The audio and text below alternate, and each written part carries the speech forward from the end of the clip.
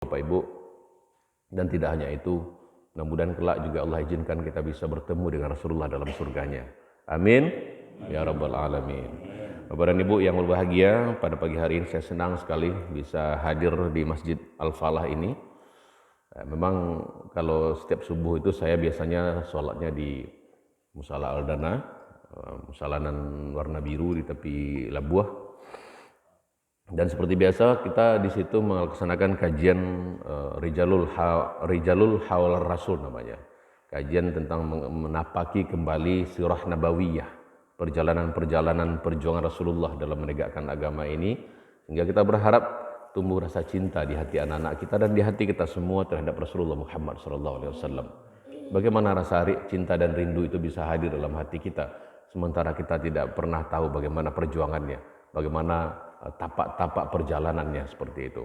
Dan hari ini Allah berikan saya kesempatan untuk bisa bareng-bareng di sini, bertolobul ilmi habis subuh, karena insya Allah ketika seseorang bersolat berjamaah subuh di masjid, kemudian digunakan waktunya untuk sejenak berzikir setelah ba'da subuh, ya, kemudian majelis ilmu di situ, dan insya Allah pahalanya seperti orang haji atau umrah. Masya Allah. Bapak Ibu, siapa sih yang tidak pengen haji? Siapa sih yang tidak pengen umrah? Semua kita pengen sekali. Tapi ternyata ada amalan yang insya Allah sama dengan umrah dan haji tadi. Amalannya apa? Duduk seperti ini, kajian seperti ini, menunggu waktu duha insya Allah nanti, atau waktu syuruk, ya. Kita isi dengan kajian-kajian yang mengingatkan kita akan Allah Subhanahu wa taala.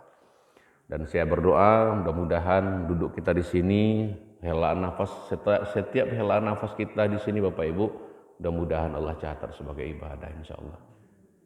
Amin ya rabbal alamin. Dan hari ini insyaallah kita akan sedikit membahas tentang apa sih keutamaan sholat subuh di masjid ini. Mungkin sudah banyak di antara kita yang tahu. Saya hanya mengulang-ulang saja supaya menumbuhkan terus keistiqomahan kita menjaga sholat subuh kita ini di masjid, ya. Rasulullah SAW bersabda bahwa barang siapa yang sholat subuh di masjid, maka ia berada dalam jaminan Allah. Masya Allah. Ini hadis riwayat Muslim nomor 657. Bapak Ibu nanti bisa lihat koleksi hadis itu. Hadis riwayat Muslim nomor 657.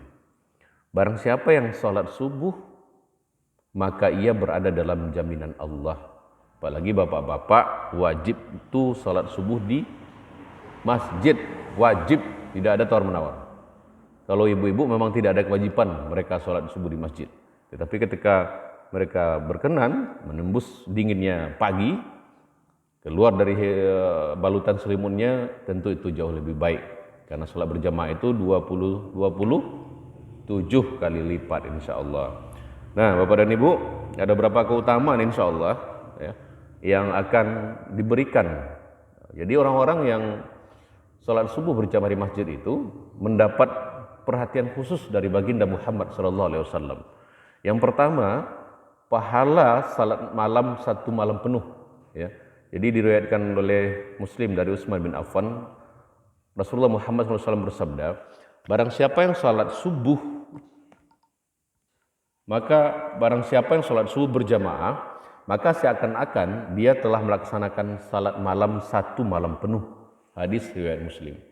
Jadi ketika kita sholat berjamaah di masjid, bagi yang nggak sempat sholat tahajud malam tadi, ternyata seakan-akan seolah-olah dia telah melaksanakan salat malam satu malam penuh. Masya Allah. Itu hadis riwayat Muslim. Kemudian yang kedua apa? Salat subuh merupakan sumber dari segala sumber cahaya di hari kiamat. Insya Allah orang-orang yang saat ini di masjid ini, kelak Allah akan bangkitkan di yaumil akhir dengan wajah bercahaya insya Allah. Di hari semua cahaya di dunia akan padam, kata Rasulullah. Matahari akan digulung, ibadahlah yang akan menarangi pelakunya. Dan salah satunya adalah pahalanya salat subuh berjamaah di masjid. Masya Allah. Kemudian yang ketiga, Rasulullah SAW bersabda yang diriwayatkan dari Abu Musa al-Asy'ari, barang siapa yang salat dua waktu yang dingin, apa itu dua waktu yang dingin? Ternyata itu waktu subuh dan asar. dinamakan dengan salat dua waktu yang dingin, maka ia masuk surga. Masya Allah. Betapa besar apresiasi penghargaan Rasulullah Muhammad SAW terhadap umatnya yang mau salat subuh berjamaah di masjid. Maka siapapun kita hari ini Bapak Ibu, teruslah bermohon pada Allah Subhanahu wa taala. Mudah-mudahan Allah istiqomahkan kita untuk senantiasa mau mencintai masjid ini, untuk senantiasa mau salat berjamaah subuh di masjid ini, untuk senantiasa meluruskan niat kita bahwa kita salat subuh di masjid bukan karena tetangga kita pergi ke salat subuh ke masjid, bukan karena minantu wa salat subuh di masjid, bukan karena mintu wa salat subuh di masjid, tetapi memang betul-betul kita salat subuh berjamaah di masjid semata-mata ridho Allah saja yang kita harapkan. Karena ketika kita berharap pada manusia, berharap sanjungan manusia, kata guru saya itu sama dengan patah hati yang disengaja. Tapi berharaplah pada Allah, maka kita tidak akan pernah kecewa Bapak Ibu. Kemudian apalagi yang keempat, mereka yang menjaga salat subuh dan asar dijanjikan kelak di surga akan melihat wajah Allah.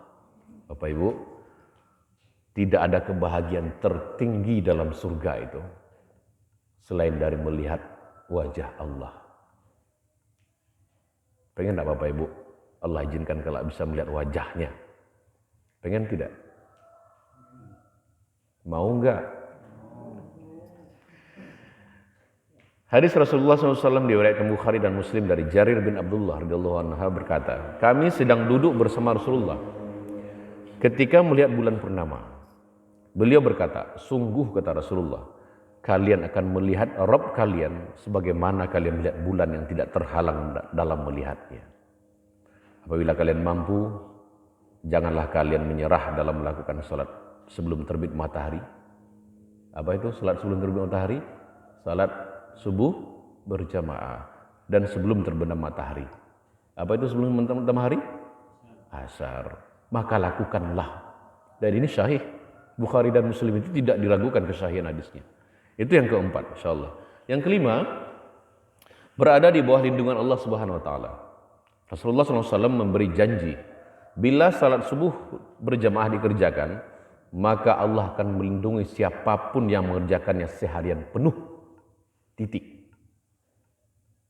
Siapapun yang melaksanakan salat subuh berjamaah di musala, di masjid, Allah akan memberikan perlindungan seharian penuh. Dan saya ingin tegaskan kalau ini benar, karena saya sudah mengalami itu, terjadi dalam hidup saya sendiri. Karena tidak dinafikan suatu ketika hujan labe salat subuh di rumah, dan ternyata hari itu banyak aja masalah, aduh masalah, serius, lillahi ta'ala bukan. Tetapi apalagi saya sebagai seorang camat menghadapi tidak cek dua masalah setiap hari. Tetapi ketika saya sholat subuh di masjid, itu saya perhatikan, saya bedakan itu. Ya Allah, kok hari ini begitu berkah. Ya Allah, kalaupun ada masalah, selalu Allah hadirkan pertolongannya. Selalu Allah hadirkan jalan keluarnya. Masya Allah. Itu Bapak Ibu, itu janji Rasulullah. Apakah kita ragu dengan janji Rasulullah? Bapak Ibu pun merasakan. Bisa jadi sehatnya keluarga kita hari ini, sehatnya anak-anak kita hari ini adalah berkah dari sholat subuh berjamaah yang kita laksanakan setiap hari Bapak Ibu. Baik, sudah jam 6 ya. Saya biasa memang ngisi itu dari setengah 6 sampai jam 6 dan biasanya saya tutup dengan doa Bapak Ibu. Mari sama-sama kita rundukkan kepala kita. Kita berdoa kehadiran Allah Subhanahu wa taala. Berdoa itu syaratnya kita hadirkan dua rasa Bapak Ibu. Kita hadirkan dua rasa. Yang pertama itu rasa hina di hadapan Allah. Merasalah diri ini hina di hadapan Allah. Banyak dosa, banyak maksiatnya, banyak aibnya, merasalah hina di hadapan Allah. Yang berbahaya itu merasa baik, merasa suci, itu berbahaya sekali. Tapi ketika kita merasa diri kita hina di hadapan Allah, itu bagus, ya. Kemudian yang kedua, hadirkan rasa rasa butuh dengan pertolongan Allah. Kita ini butuh pertolongan Allah. Sekarang saya tanya, siapa sih di sini yang tidak butuh pertolongan Allah? Ada enggak? Semua kita butuh pertolongan Allah. Maka yuk sambil rundukkan kepala kita sama-sama beristighfar, sedalam jiwa kita, betul-betul kita akui segala kelemahan kita akui segala maksiat kita akui dosa-dosa kita dengan kalimat astaghfirullahalazim allazi la ilaha illa huwal hayyul qayyum wa atubu ilaih. Sembari rundukkan kepala dan pejamkan mata Bapak Ibu. Bayangkan Allah sedang menyaksikan kita. Allah sedang menatap kita. Astaghfirullahalazim. Mari sejenak kita rundukkan hati kita. Hari berganti hari semakin dekat dengan akhir hayat kita Bapak Ibu. Mau tidak mau akan datang suatu hari saat hidup ini berakhir. Entah berapa lama lagi umur yang tersisa. Mungkin ada di antara kita yang masih berpuluh tahun lagi. Atau mungkin ada di antara kita hanya tinggal beberapa hari lagi akan pulang. Atau bisa jadi pertemuan pagi ini adalah pertemuan terakhir dalam hidup kita. Allah sudah menetapkan kapan kita akan pulang Bapak Ibu. Bila saat ajal kita pulang, bila saat ajal kita tiba, maka nggak bisa diakhirkan Bapak Ibu. Nggak bisa dimajukan walaupun sesaat. Saat malaikat datang menjemput, tidak ada yang bisa mencegah, menolak bila saat kita tiba. Mudah-mudahan kita bermohon pada Allah, kita benar-benar sudah siap bila saat itu tiba. Mudah-mudahan Allah sudah mengampuni semua dosa kita. Orang tua kita ridho karena sudah kita muliakan, kita bahagiakan. Mudah-mudahan saat nyawa kita dicabut, orang yang pernah kita sakiti sudah memaafkan kita. Mudah-mudahan Allah izinkan tidak ada hutang piutang sebelum kita meninggal. Mudah-mudahan saat dicabut nyawa, tubuh kita sudah bersih. Tidak ada harta haram yang melekat di tubuh kita. Semoga Allah izinkan kita sedang terbasuh air wudhu Bapak Ibu. Dan Allah izinkan lisan kita menyebut asma Allah. Man kana akhirul kalami la ilaha illallah dakhalal jannah. Rasulullah bersabda, barang siapa yang di akhir hayatnya menyebut la ilaha illallah, tidak akan ada mulut yang bisa mengucapkan itu kecuali Allah menghendaki. Akhir hayat kita husnul khatimah. Bapak Ibu, coba sebentar kenanglah saat raga kita ini sudah menjadi mayat. Sekali-kali bayangkanlah saat tubuh kita sudah menjadi mayat. Saat tubuh ini sudah dingin, kaku. Kalau kita sudah mati, tidak ada lagi amal yang bisa kita lakukan. Gak bisa lagi salat subuh ke masjid. Gak bisa lagi menyaksikan wajah anak-anak kita. Mata tak akan bisa lagi menikmati Al-Quran. Mulut sudah terkatup, tidak bisa lagi menyebut nama Allah. Kening tidak akan bisa lagi bersujud. Tidak bisa lagi menikmati berpanjang-panjang sujud. Tidak ada lagi tahajud. Tangan kalau sudah kaku, tidak bisa lagi bersedekah, menolong orang, membelai anak. Kaki kalau sudah terbungkus kain kafan, tidak bisa lagi pergi ke masjid setiap pagi yang kita lakukan. Tidak bisa lagi silaturahim. Sudah berakhir kesempatan beramal Bapak Ibu. Mudah-mudahan yang mengurus jenazah kita kelak adalah orang-orang yang ikhlas. Semoga kita dikafani dengan kafan yang halal Bapak Ibu. Kita sudah tidak bisa apa-apa lagi. Mudah-mudahan yang jadi imam sholat jenazah kita kelak adalah anak kita. Kenanglah waktu kita diusung menuju kuburan. Sekali-kali coba bayangkan